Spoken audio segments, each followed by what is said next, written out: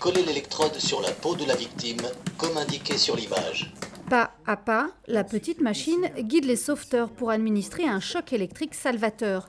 Ils sont 50 citoyens inscrits sur l'application SauveLife à avoir reçu un défibrillateur, un outil supplémentaire pour porter secours près de chez soi. Ça évite d'aller au niveau des frontons de mairie pour pouvoir récupérer. C'est vraiment d'avoir l'outil le plus rapidement possible pour pouvoir faire en sorte de l'utiliser dans un espace le plus réduit possible.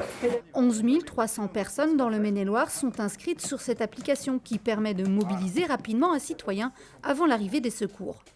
J'ai moi-même été secourue, pas pour un problème cardiaque, mais pour un autre souci par des citoyens il y a quelques années.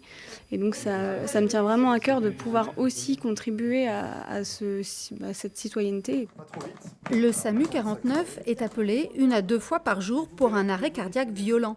Chaque minute compte. Avec les bons gestes, on peut augmenter de 20% le taux de survie.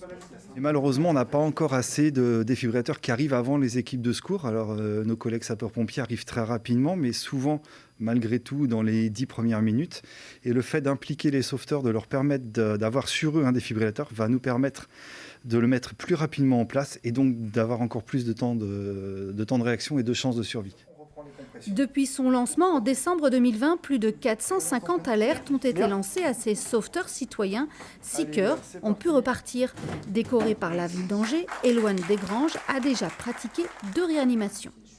Arrivé sur place, j'ai pu faire un massage cardiaque et les pompiers sont arrivés quelques minutes après.